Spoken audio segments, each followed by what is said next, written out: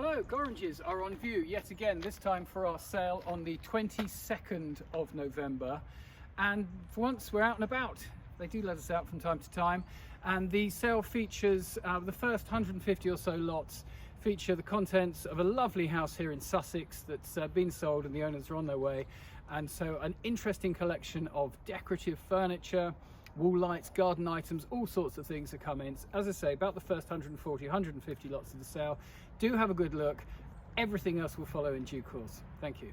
Here we are back in the showroom. It's Saturday, so everybody's cleared out after the viewing and I've been mucking out the chickens, but here I am now to show you the things that came out of that lovely house, such as lot 1051, these rather beautiful carved wood urns on the wrought iron stands.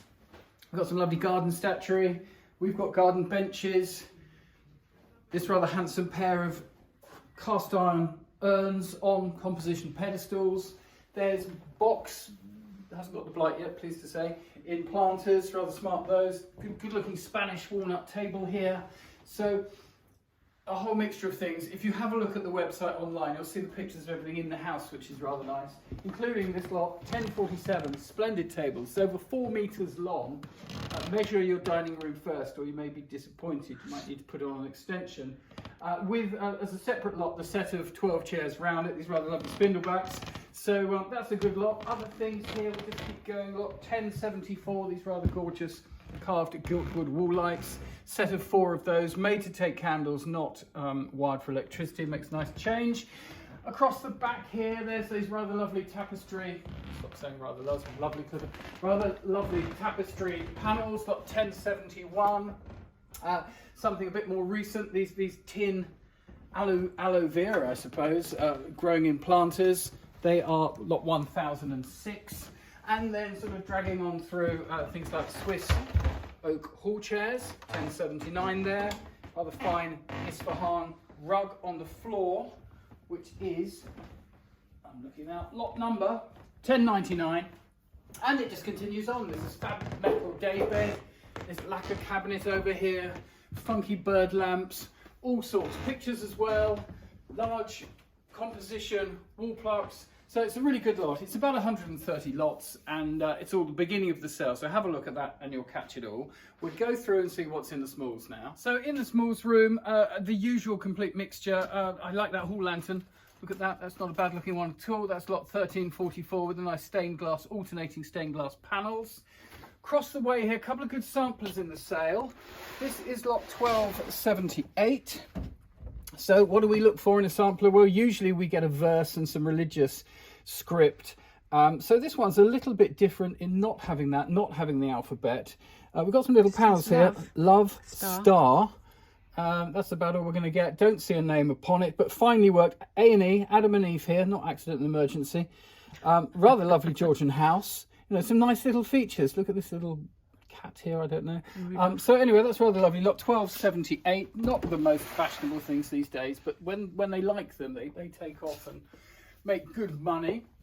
Reversing backwards, there's Booze. We're getting near Christmas, so Booze is appearing Krug 1985 in its original box. Perhaps make a nice gift for somebody.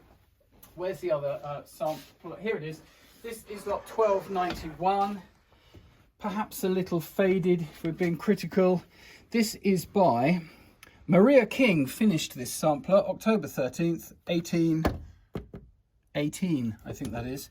So again, finely executed, still got some strength of colour. Honour thy father inscription at the top, got the alphabet, so that's more routine, but nice, the sort of king's lines there and the dog in the garden and what have you, grapes, etc. A little fine work, some holes as well, please note. But there we are, 2 samplers for you to consider.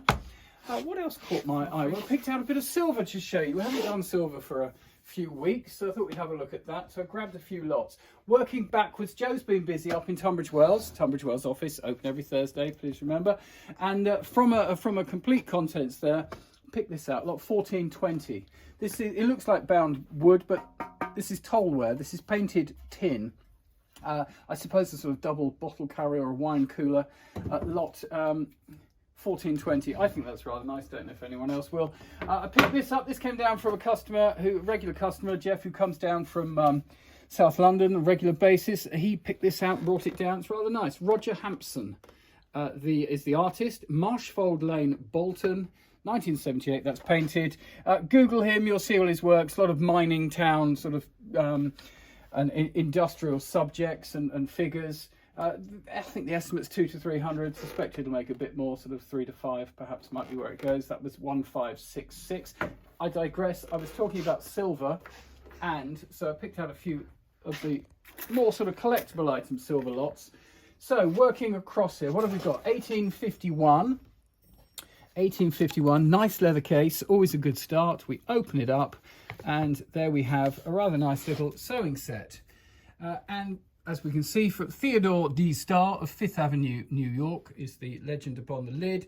And it's actually French. It's French silver. You've got the stiletto, the scissors, thimble, needle case. French silver, I suppose, late 19th century, something like that. That's not 1851. So perhaps someone who's a sort of into sewing or that sort of thing, nice present there.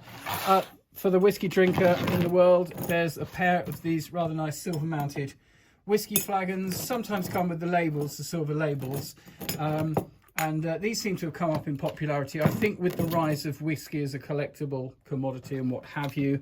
That's lot 1852. Egg eaters. How about this? This is lot 1820. This is a George III silver egg cruet with the 4 matching egg cups. Did have spoons at one point. Shouldn't be too hard. You could get teaspoons, no problem. Egg spoons with a slightly different shaped bowl, you might have to struggle a bit, but you could make do with teaspoons for the time being. That's rather lovely. I like that. I like the simplicity of it. Then sort of pincushion collectors, back to sewing people, this nice Edwardian sort of canoe shape pincushion, just a slightly different model from the usual pigs and elephants that we see a lot of.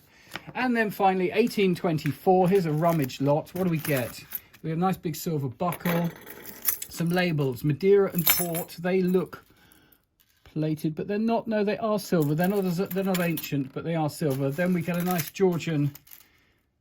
Yeah, it's got a few marks. It's got a maker's mark. George III sherry label, and then a little pile of these whiskey labels, which, of course, would be perfect if you were to marry them to your. Do they fit? Haven't come from the same source. I think they would fit over there. So then you'd have the correct whiskey label hanging from it.